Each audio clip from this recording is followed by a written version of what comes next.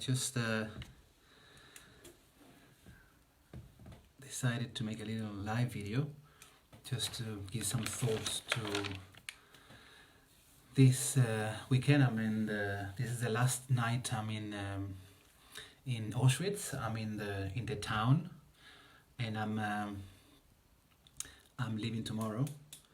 So I'm in the room, and I just thought to share some of the experience that I've had here in Auschwitz. And this has been one of the hardest things that I've ever done. Is incredibly moving, is tough, is hard,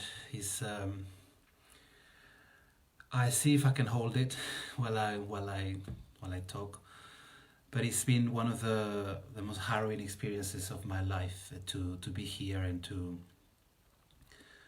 go through all of that and to see, the horrors that happen here and the sheer size of it all. Really, I've heard about Auschwitz before, but I have never been here before, obviously. So when you learn about some place and you think, okay, yes, you get the story, you get the upsets, and you see some documentaries on YouTube and things like this. But when you actually walk through the actual place and you see the buildings and when you see the size of the place and the gas chambers and the prison cells, and it's just you really get an experience, of what. Obviously you can't really feel what it had been to be there at the time, but it's really harrowing and really powerful. It's very powerful to just walk through and to connect, with the stories and the people and it was tough. On the first day I was there very, very early. Someone told me to go very early to the gate. There is free entrance, but you have to have a little ticket to get in, and there is a lot of groups. A lot of people come in here with groups and by bus and organized groups. So they recommend that you get a guide for your group. But I was on my own, so I was like, well, I can't really afford a guide. So I thought I just want to go and see if I can get a little map of the place. Then, because also I wanted to experience it on my own, by myself, and in silence and quiet. I didn't really want to have someone talking all the time. I just wanted to walk in and feel the place and experience the place and just be guided almost by something that called my attention and got my attention. I went to this building or that building. There is a sort of structure recommended, but I ended up walking there for the first day for 6 hours, and I was there very, very early. I was the first one to be there because someone told me, make sure that you get there very early because otherwise you might not get a ticket to get in. So I was there at 6:30 in the morning. There was nobody there, just me. And even the whole place was shut, so I was just waiting there in the cold. But I was like, yes, I wanted to, I made it all the way here. I walked here, so I thought, I have to get in. I have to see this place. I have to see this historical place, and then share it. So eventually, someone said, yeah, you can, you get this ticket. So they let me in, and then she said, but we don't have anything to give you. You have to buy a guide. So I eventually had to buy the guide, which was about £4, and it's a guidebook. So it's this book, and it comes with a map of Auschwitz 1 at the front. Then it comes with some pictures of the place and some introduction, historical things and little maps, and then a map of Auschwitz 2 Birkenau, which is the biggest one. So on the first day I did walk through this one. And there is a lot of exhibitions and displays and things that you can see. So I felt that I had to see everything, and I felt the need that to just look at everything and learn and see and look at the text and look at the pictures and really take all that information in. And it was not easy. It was not easy. Nothing prepares you for the difficulty of learning about all these stories and the people that went there and what happened to them, the sheer magnitude of the place. It's especially even yesterday. Yesterday I went to Auschwitz to Birkenau, which is not far from the first one, but it's huge. I was completely overwhelmed by the size of it. I mean, the infrastructure, the buildings, the whole thing set up just to kill thousands of people. It was just, I can't even now.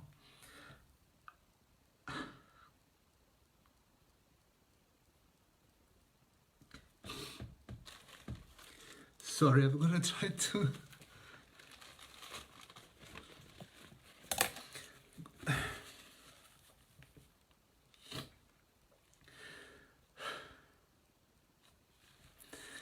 I'm gonna try to make it through this life. You know, it's gonna be hard because it's still very fresh and it's very difficult. It's a very difficult thing to go through, but I thought I have to go here and share and yeah, it was really hard, but it was very educational. You know, for the, you know, there's so much information. There's so many things that happen here with how the whole system started to allow these things to happen here. You know, to have this machine, this huge machine, created here in Auschwitz to kill thousands of people, and it was just, it was so, it's difficult to explain with words, because you know, when you walk through and you see all these the stories and see the pictures of the people that it could have been any of us. You know, I myself, if I, pretty much everyone I know would have been gassed. You know, my family, my mother with her disabilities, me being gay, my gay friends, it's just, the whole thing is just so unbelievably mad, and you ask yourself, you know, why all this destruction and this horror, and the fact that you walk through and you hear all these stories and you see all these stories from survivors, and then you see, you read the letters that people send to each other, or even in the camps, how people actually try to hold on to any part of their the story of the past or the family members, and that was it was beautiful to see how in the face of all this difficulty and darkness that people were going through, which must have been horrible. I mean, I can't even imagine.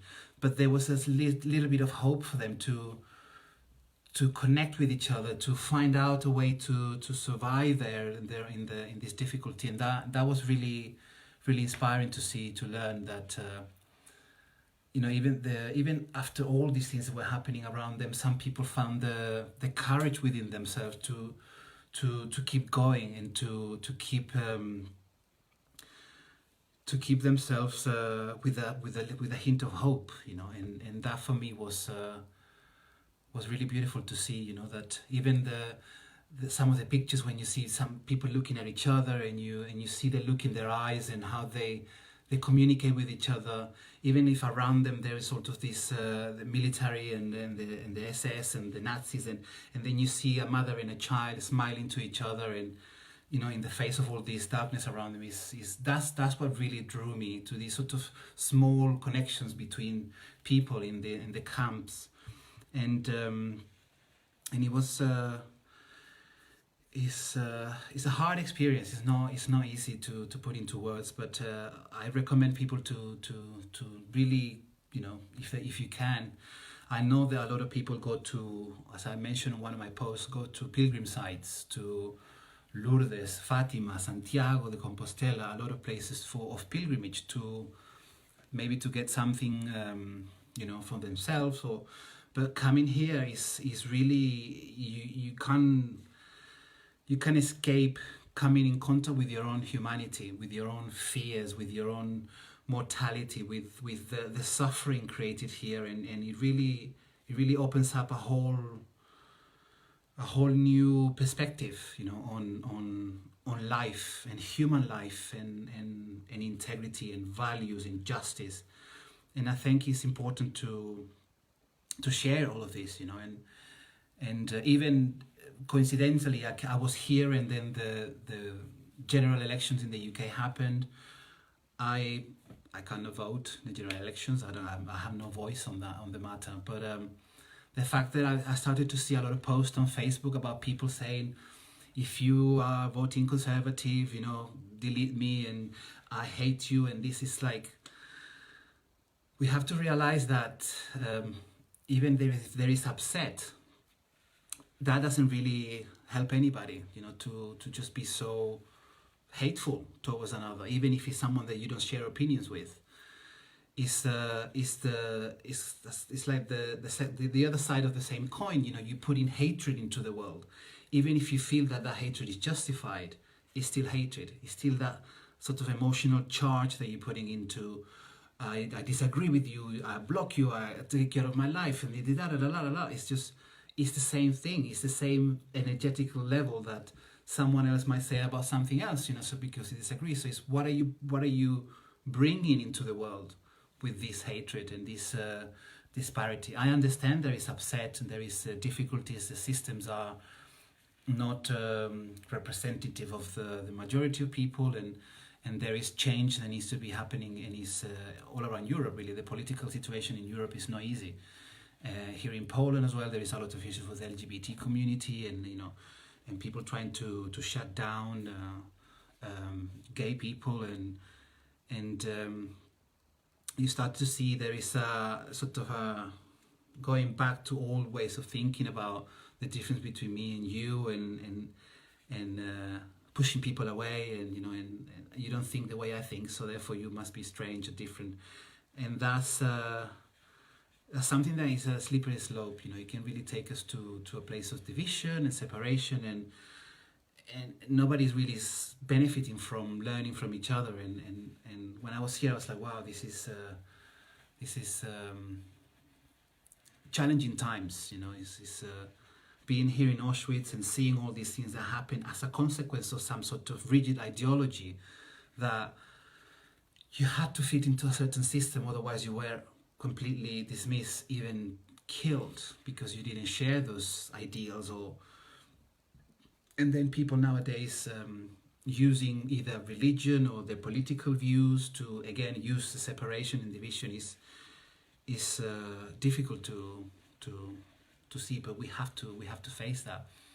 We have to look at what is inside us that's actually getting reactive about this, about either the elections or people, and it's been a very hard weekend for me to be here. I love people. I love life. I think this is a miracle to be alive. We take it for granted, and to see all this destruction and horror and terror, and it has really shaken me to my core. I thought this could happen to any of us. This is so unbelievably huge, how bit by bit this whole machine was started to become bigger and bigger and bigger, and even the Birkenau camp is it took me about 6 to 7 hours to walk all of it. Obviously I didn't want to miss any of it. There's some places that are destroyed because the Germans wanted to get rid of the evidence, so they just bombed some of the places and put dynamite like in the gas chambers and things.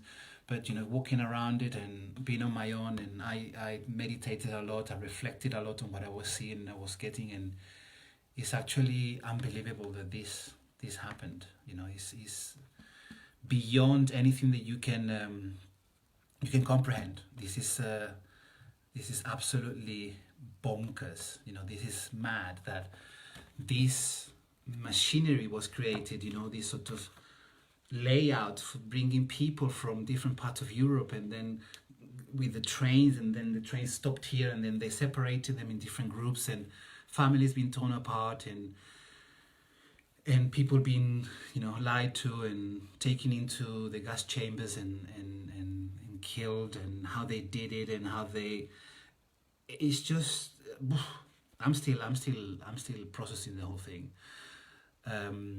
Yesterday when I came from from the 6 hours walking around Birkenau, I had to lie down. I had to lie down. There was I could just it was just my brain was in it was overwhelming. It was I felt like this was part of myself that was destroyed here. There was my family. I could see my mother, my sisters, my uncles, my friends, my loved ones. There was no difference between what I saw in these pictures and how they live their life, and myself and my family. It's just there is no difference between any of us, and just because of what someone believes in or where they were born is absolutely insane. And that sort of connection that you share with the stories of people is really, really touching, really moving. I haven't cried so much I think the last time I cried as hard was when I went to the funeral of the guy that I was dating, that they found him dead in 2016. It was a sudden death, Wayne, and I went to the funeral, and it was so, when they brought the casket in, it was so strong that I've never experienced that in my life. I was standing there and I had to literally sit down because my knees gave way. I lost power in my legs. I had to sit down from the seeing the casket and then the pain and this sort of pain, this sort of in really deep pain came back when I was walking through Auschwitz, and it's just incredible to see what humans are capable of, the sadistic nature, the cruelty, the tortures, the injustice, and looking at that is, how can you not say, hey, no, never again. I will do anything I can to stop anything like this from happening, to stop these ideologies to become bigger, and this misunderstanding of what being human is, and this separation and division, and you are here and I'm here, I'm better than you, and you're worse than me, it's like objectifying people, and it's horrible. It is. And we are in a time now in where these narratives are kind of coming back, these political ideas about demonizing migrants and vulnerable people, which is a cowardly act, really. And to see how that is having an effect on the population. People are believing these lies and these stories, the propaganda. I mean, this is not new. The thing is that when you look at the history of what's happened in Europe already before, and how these politicians, opportunistic politicians, used a financial crisis to become the saviors, and how that had happened in the past, and what that led to, convincing people that their narrative was a narrative of whatever they wanted to sell you, and it was the people believed that and went along with it. They gave them the rights, they gave them the power, they gave them the money, they gave them the land. And it's all based on fear and creating these imaginary scenarios about these people are going to come and get your jobs and this. And when you look at the factuality, it just doesn't hold truth. And I think it's important to keep standing for humanity, for that. It doesn't matter where you're from. It doesn't matter where you were born. It doesn't matter what you believe in, and it doesn't matter even if you speak the same language as I do. If you're upset and you are in front of me and I see you upset and I feel what you're going through, as a human, I connect with you in that way. You don't have to tell me much to be able to connect and to have that understanding. And I think that we have to look after that. We have to look after our humanity and our connection and our love. And it might sound corny, but it's the truth. If we don't do anything about it, if we don't act, if we just let things happen and we let these sort of egotistical driven leaders to take over and keep lying and keep getting people against each other and separate and get the population fighting with each other, how away something like this would be, how I mean, you already see what's going on in the United States with separation of children and what was happening with at the border and how people are treated like if they are not worth of life and living. That's already happening. And this happened not long ago. People were, taken over by the... It's just so unbelievably huge that this happened, this sort of hunting of humans and bringing them here and to be killed immediately with their own families, children, pregnant women. Is the sight of a woman being about to be shot, covering her child from behind with this. There are certain things in my life that I will never forget, and as a photographer, I'm very visual, so I might not have a very good memory for names and words, but when it comes to images, it is really hard.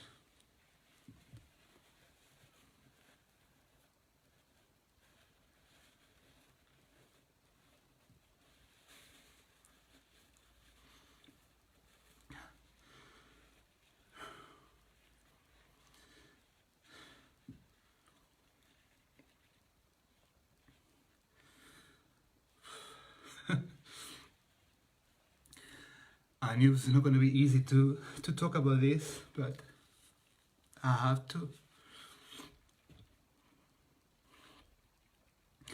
I feel it is my duty, from what I'm doing, and this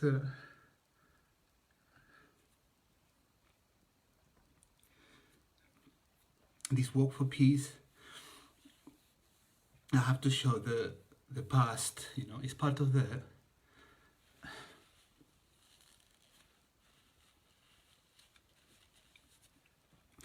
it's part of our story. We cannot just push it aside because it's difficult.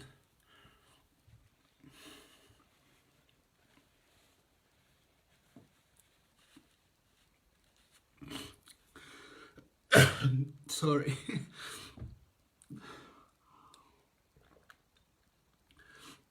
It's really hard to express this, and I don't care if I'm crying on Facebook Live. It has to be shown, it has to be said, it has to be spread, it has to be. We have to talk about this. We have to share about this, and we have to understand that these things happen, and they can happen again if we don't wake up and stand together and work together.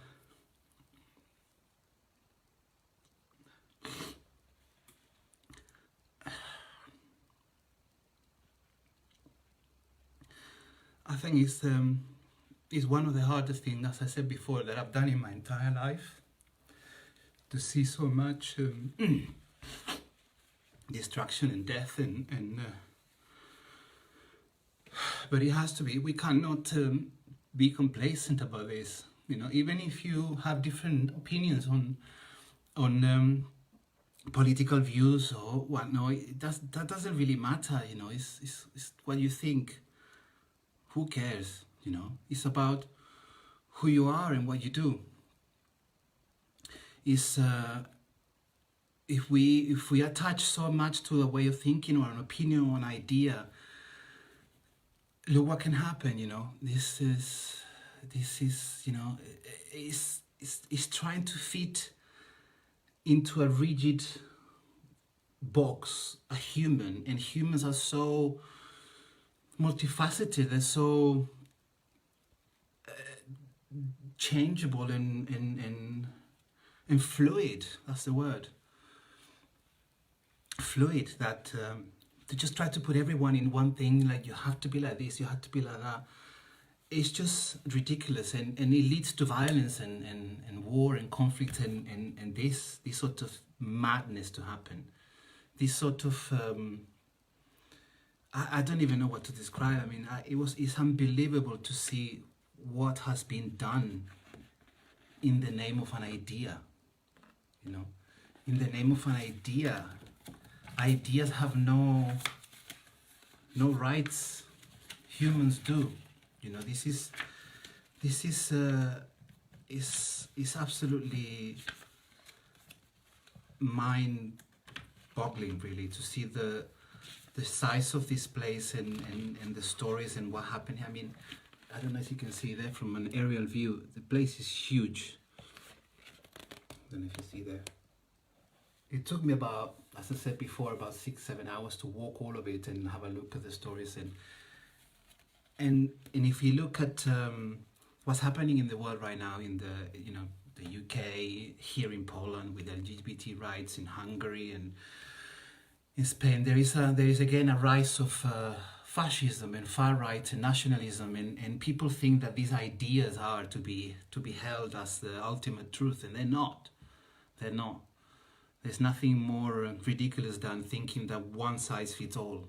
You know, that's not how the world operates. And diversity is the most beautiful thing there is. I mean, you just look at the natural world, look at the diversity there. There's a lot of different species and plants and animals, and they're all doing their own thing.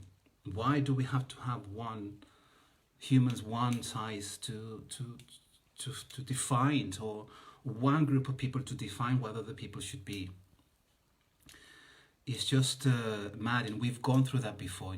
We have this to prove that this is just, it doesn't work, and it's based on lies, propaganda, because the truth itself is that we share so much more than we think we don't. We think we're so different. You were born here, you were born there. That was an accident that you were born there. What does it mean that you were born in this piece of land instead of that piece of land? What does it mean to be of a nationality? What does it mean to be Spanish or to be Italian? To be whatever I say to you about a nationality is whatever comes in your mind. If I said to you that I'm Spanish, then you will fire up images and concepts in your head of what a Spanish means for you, because it's from what your past is. But that in reality doesn't hold any truth. Because it's what is it for me to be Spanish? I was born there. I lived in the UK, and that's about it, really. It doesn't define anything. But when we hold on to these sort of ideas very tightly, then that's when it gets complicated, and that's when conflict happens, and me against you, and my ideas against your ideas, and I want to force you to have to be this way, and creating a whole world around it. A whole ideology, a whole way of thinking of superiority and what. No, this is just mad, absolutely mad. So this is just and I just saw myself in so many of the stories there, and my family and my friends, and it just, there is no, the people that met their death here in this place could be any of us, any of you, any of me, anybody. Could be just their rights were taken away, their possessions were taken away, they were lied to, they were pushed and shoved and tortured and destroyed eventually because of just being themselves, really. There was just it just escapes my understanding the huge size of it. There's the size of the whole place, and you see these train trucks that go straight into this ramp, and then you see pictures on how they divided them into, and if you were old, if you were disabled, if you were a woman, pregnant, or children, straight to the gas chamber. I mean, as if those lives have no value.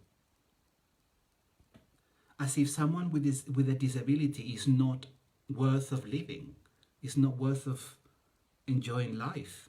Or someone that is old is got no value. I was just like, wow. I mean, you intellectually you see all this stuff about Auschwitz when you are home and school, you learn about these things, but when you get here and you just are present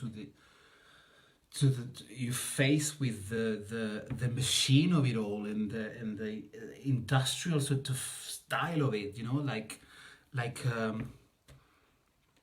slaughterhouse, which is another thing. Slaughterhouses, you bring a live being and then you just organize this thing just to get this life gone in a second, and it's just mad. But there is hope. I mean, there's definitely, even in when I saw these stories, as I said earlier, even the people that were in the deep dark, thick of it, and they still found a way to communicate with each other through hidden letters or messages. Some of them created a little bit of a different language so they can connect, and then people rebel, and so even though you see all the sadistic and evil, I mean, part of the human mind that can create all this hell, because this is hell. You also see the beauty, in the human spirit, with perseverance and still holding on to some ideas of something of that reminded them of something back home, or reminded them of their loved ones, or creating things out of bread and things like this, and it's it's a lot to take on, but it has I've been already walking for, minus the breaks, I think 2 years now, and I've been to some concentration camps when I was walking through Germany, but nothing prepared me for Auschwitz. There's nothing that prepares you with a place like this, and yes, there are groups that come in, a lot of people. I also was looking at how people were taking the place, and some of them, there were people actually even taking selfies and dubbing, taking in front of the gate and stuff, which I thought, okay, that's a little bit strange for someone to do a dubbing picture in front of this building. And I remember I asked a guy, I said, can you please take a picture of me from the back so I can show my, and he said, no, it's forbidden here to pose. And I said to him, I said, I'm not posing, just because I have a message on my t-shirt and I would like to have a picture here from behind. I can't do it myself. Would you be able to do it? And eventually he did, and that's the picture that I posted. But he said to me, it's forbidden to pose. And I was like, I'm not posing. I just wanted to take a picture with my message, so it sort of blends with the background. And it's just, it's, like, as I said, it's one of the hardest things that I've ever done in my life, in being open to that connection and to feel and not negate any feelings where they were rising, and standing there and standing right by the gas chamber, which was collapsed. It's just ruins now, but standing there and just taking it all in and crying. And I don't care if there were people looking at me thinking, what, the guy with this t-shirt crying in the middle of the place? But I don't care. It was just, for me, it's just, if this is what's coming up, I have to honor that. And then I remember, I think it was last week, I was walking through and I passed a cemetery, and there was a little plastic flower on the floor, the cemetery after the wall, and I thought, oh, that's interesting, just on the road. So I just took it, and I put that on the fence. There is a separation between you cannot get to the ruins of the gas chambers. But I thought, well, it's just a little gesture of saying, I'm sorry. It's really hard to put into words, but I cry so much. I was exhausted by the time I got here yesterday. I just had to stop everything. I had to lie down and just cry myself to sleep, really, because it was so overwhelming, and it still is. I still have to process stuff. I'm here tonight. I'm going tomorrow morning, very early tomorrow morning. I'm going to be keep going, keep walking. I'm heading south west towards the Czech Republic, because I thought to go through Slovakia earlier in the month, but when I looked at the map, from between Poland and Slovakia is the Tatras Mountains, and that's not the right time of the year to walk through the Tatras Mountains, because I don't want to walk through snow. So I'm going to look for the flatter land, which is through the Czech Republic. So I will walk from here to the Czech Republic, and then towards Vienna, and then from Vienna walk to Bratislava, walk to Budapest, and then Budapest walk to Bucharest, Bucharest walk to Sofia, Sofia walk to Athens, and then from Athens I'll see what route I will take, because it will be the Balkans, and I don't know exactly how easy it will be for me to just walk through the borders in non-EU countries, but yeah, there is a lot to unpack from this weekend. It was not easy, it was hard, it was profound, difficult, but it had to be done. It was. I remember when I first started walking in 2017. I remember saying to myself, "I have to go to Auschwitz. I have to." Walking for peace around Europe and not going there, it makes sense, because it's European history. We have evidence of the madness that can happen when ideologies are not given power and momentum, and this is what can happen. These millions of people killed and denied of their rights, and because of someone said and had an idea and a thought about something, and then people agree with it without even looking at the truth and believe the lies. And these narratives are popping up all over the world now, that this narrative is about. But this is so old. That's what drives me mad.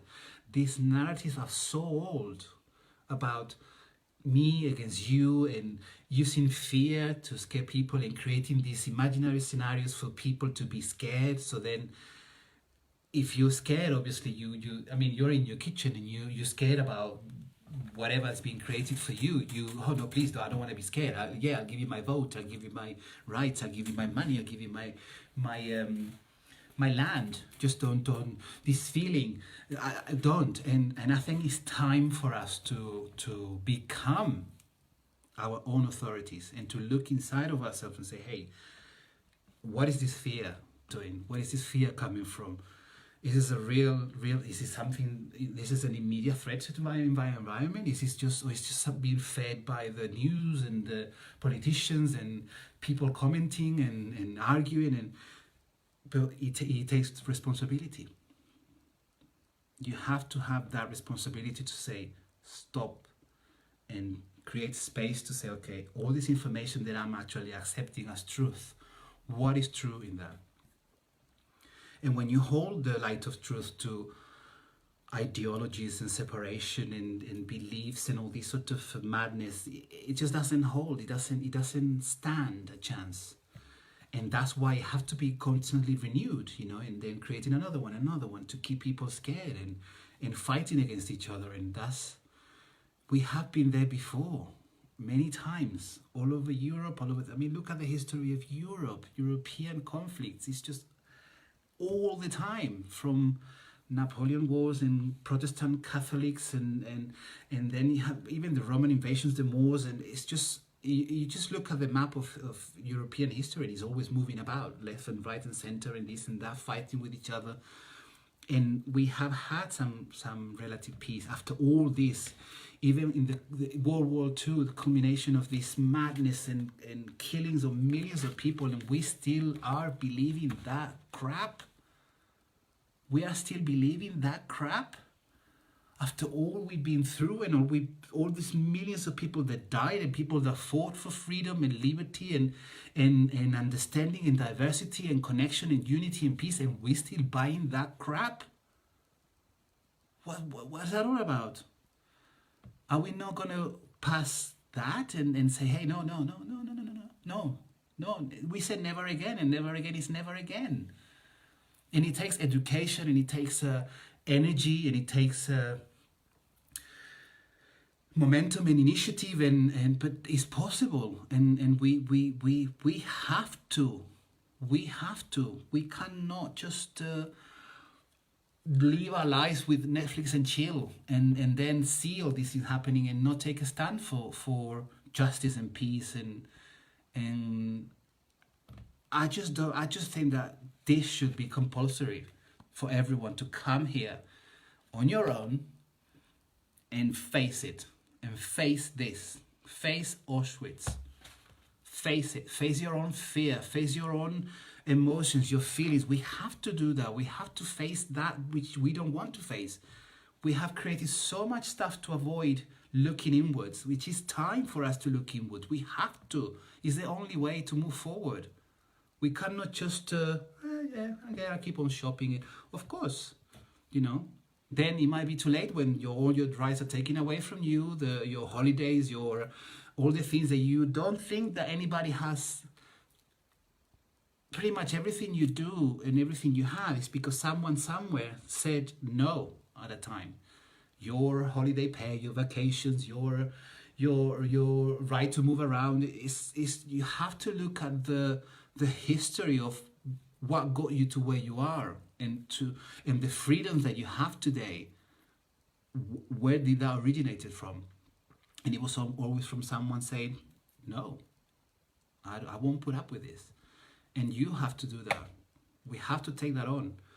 We cannot just dismiss the suffering inflicted here and the thousands of people, millions of people, even not just here. I mean, genocide all around the world from ideologies and fear and scaring, and for what? Just to get people riled up against each other. And war happens when enough people go into battle. If those people say, no, I won't fight for your ideal. That's your if it's not based on truth, if you look at the structure of what is true in the world, you have to sort of dismantle the propaganda and the lies and the words that these opportunistic leaders are using. And it's all about money, greed, power. What do you really need? Consumerism. This is so much to unpack, and I just think that it is time for us to really get together and look for what we have in common, And there's a lot more than we have in common that we think, but we sort of tend to go for that little thing. Yeah, I'm different than you. It's just rubbish. We have to start looking at the truth of what makes us humans and take a stand. Find the courage within yourself to take a stand for something that is authentic and true and speaks to a lot of people and the past and the stuff that already happened. I mean, it's just unbelievable to think that we have gone through so much in the past as humans in the human history, and we still are giving into the fear and into the lies and into the propaganda. Propaganda has just evolved into different machineries. We have social media now. People,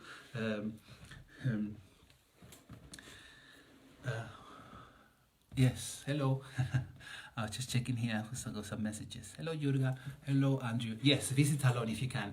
But again, Andrew, I mean, how many people will say, I will go by myself and visit that and face my own humanity and reality and fear and it's like as a friend of mine said jokingly, I would rather go shopping.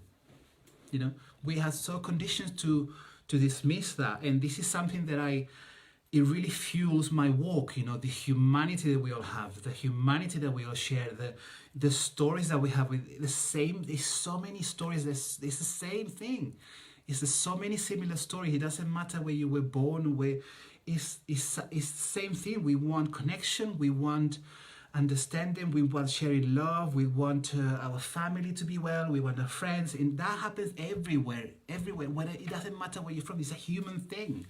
It's not a Spanish thing or a Swiss thing or a German thing, it's a human thing, and we have to look at that, and we have to go for that, and we have to foment that and foment the connections that we share in the humanity. If you have to cry, you cry, and your feelings and learn from them. Don't push them away. And Auschwitz, yes, is difficult. It is hard. It is harrowing. And it's not to visit this as a way of getting some sort of emotional from, I don't know, someone says something, I forgot the word, someone says something about being voyeuristic or something like that. It's not about that. It's about facing your own humanity, facing that which in yourself cannot handle the pain that other people have gone through, that connects with that suffering, connects with that difficulty. And we must look at that and say, this is it. This is what needs to be done. This is how we connect with each other. This is how I look at a picture of a woman holding her child, and that is anybody. That can be anybody in my family, in your family, in anyone's family, someone holding their child. And then the difficulty of obviously of seeing that, and then coming face to face with their suffering, and but it's like you honor that, you honor what they've gone through and how they ended up here and how their life ended, and you take it in and you say, what can you do with this? How can you not say, I will not stand for injustice, I will not stand for lies and deceit and propaganda and craziness. I will stand for peace. And standing for peace doesn't mean, yeah, I live under a rock, and no, it's an action. It takes action. It takes people to speak to each other and to say, hey, what can I do to help you? What can I do to help you? What can I do? How can I be of service? How can I connect with that part of my humanity? It doesn't matter where are you from and what color you're in or what size or how much money you have. No, we are all blind and we are just facing our humanity. It doesn't matter what place you were born, because that's the truth of what we share. That human connection is so beautiful. It's so beautiful. Even just to see it in an image in this place, these families going into the gas chamber and they're looking at each other with so much love, it's so fucking, it's so incredible to see that, to see that even in the face of extermination, you see these people connecting with each other and loving you. It's just, it touches you in a way that I cannot describe. It's so hard, and that could be anybody. I mean, I would have been killed straight away. No way. And then you started to see about all these things that we're doing for, and it was all legal. This was all legal. This was all done by law. So the fact that something is done by law doesn't necessarily mean that it's morally right or ethical. I mean, all of these exterminations were done by law. It was the law. So there's thousands of documents to prove how someone said because they offended the German, this person offending this German person, they actually were sent here. Because some German person was offended about what this person said, and they sent them to Auschwitz. So it's like, wait a minute. It's supposed to be by law, but it doesn't mean anything. That is something is done by law. I mean, slavery was within the law. It was the law, and I saw a meme the other day that had it was actually quite powerful. Let's see if I can post it later. It was slavery was within the law. The Holocaust was within the law. Corporate ecocide is within the law. So these companies are allowed to go into these environments and drill for oil and all that stuff. And actually rebelling against it is criminalized and illegal. If you were going to help someone or help Jewish people to hide, you were a criminal.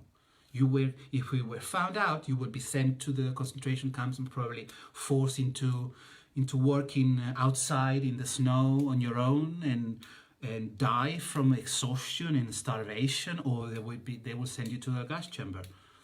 And that was lawful. That was the law. So it's just incredible to see that.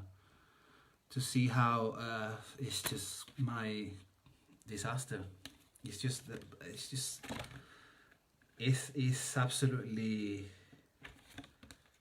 I don't have words to describe the experience I've had this weekend here. It's really overwhelming. It's really overwhelming. You're not prepared in any way to get acquainted with the magnitude of it. That's what really got me. Is the huge infrastructure. I'm still going on about it, but I'm just so shocked about the way the trains were organized. It was like a whole machinery was working smoothly to kill thousands of people. It's mad. It's mad. And I wish, people would come here. I really wish that a place like this would become a place of pilgrimage for people to really get a slap on the face and get in contact with that humanity and connect and then be able to take all that pain, that upset and that sadness, and then take it on to say, okay, this is what happened, and this is how I feel about it. This is what can I do now from that? And this is the thing, to move away from that, to move out of that into action for humanity, for people, for diversity, for just loving each other with your, moles and all. Who cares?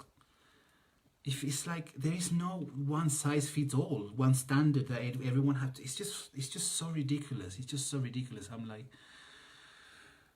let me see what it says. Jurga said it was legal to exterminate people, like it's now legal to exterminate wolves, animals, and so many trees and forests. Of course, I'm not.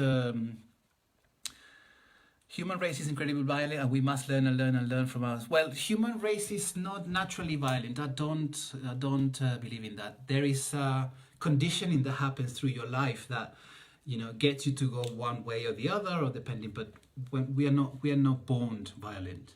We're not born. It's learned. It's a learned behavior, and we have to tackle that.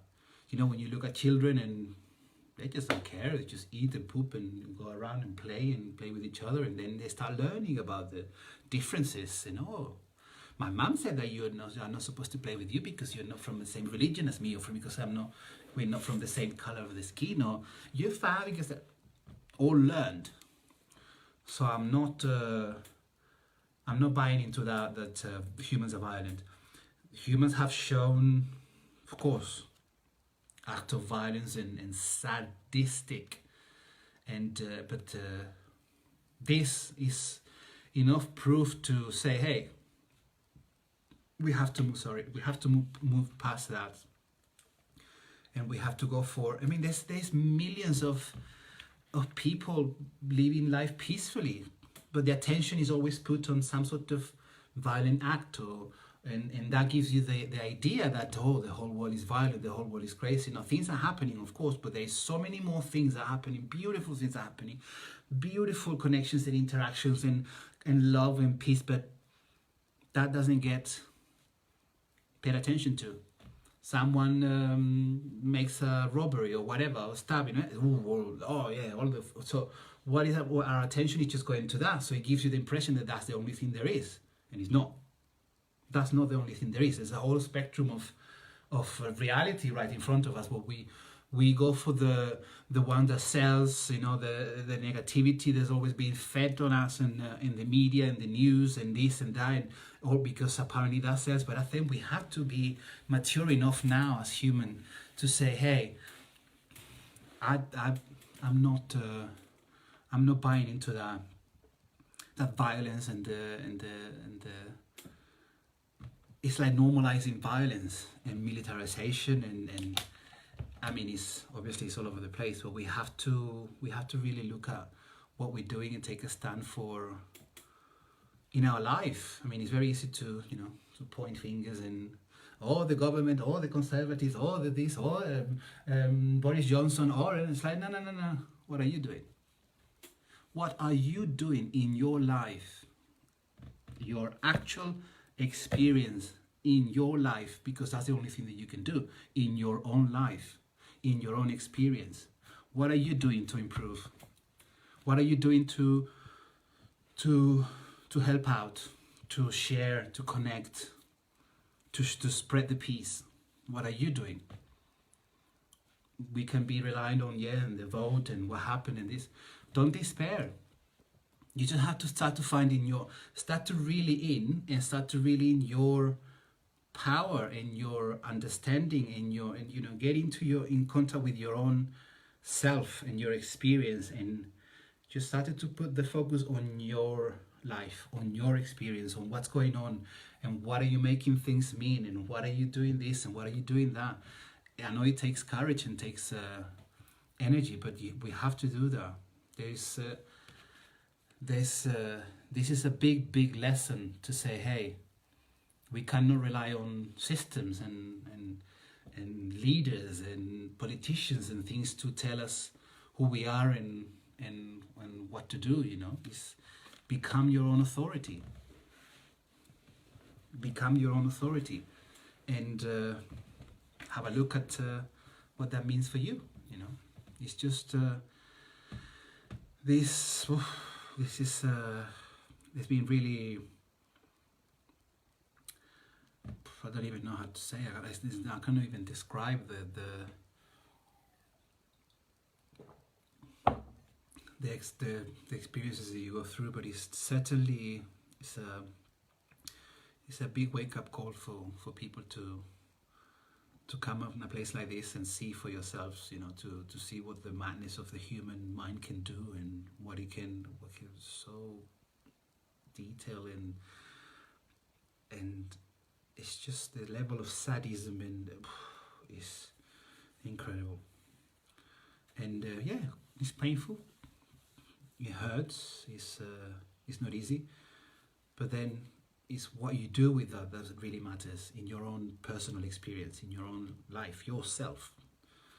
What I take from this, and what I do with this, and what everyone can do with it. So that was a very hard weekend here in Auschwitz, but I had to come here. It was definitely a place that it was crucial for, I'm working for peace around Europe, so coming here, this is a huge historical place, as I said earlier, and it had to be done.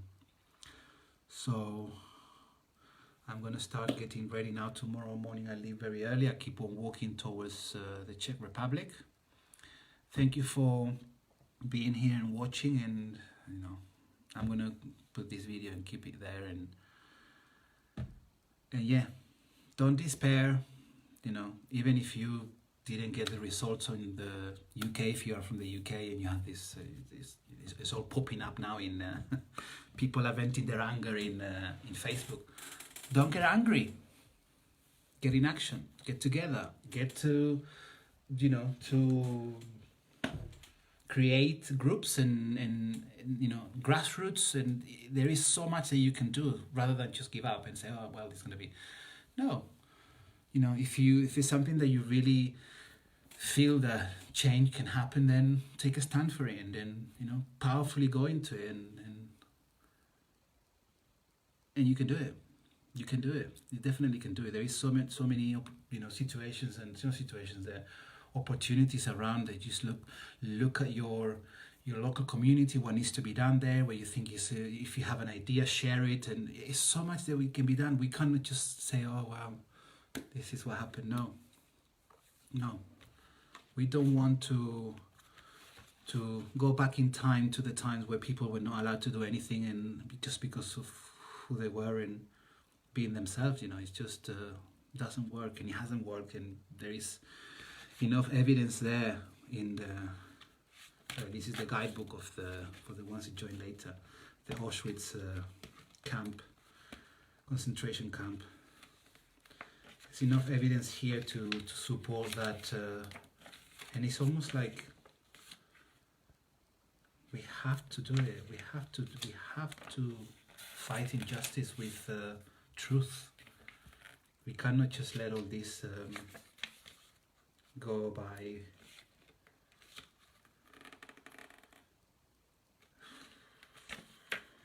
It's just huge.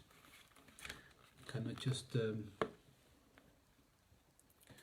march into the like sheep. You know, we cannot let that happen anymore. So thank you for being here on this live. I'm in the room and I'm gonna start getting things ready to leave tomorrow morning very early. And yeah, thank you for watching, and don't be scared. Be brave. You know, take a stand. Bye.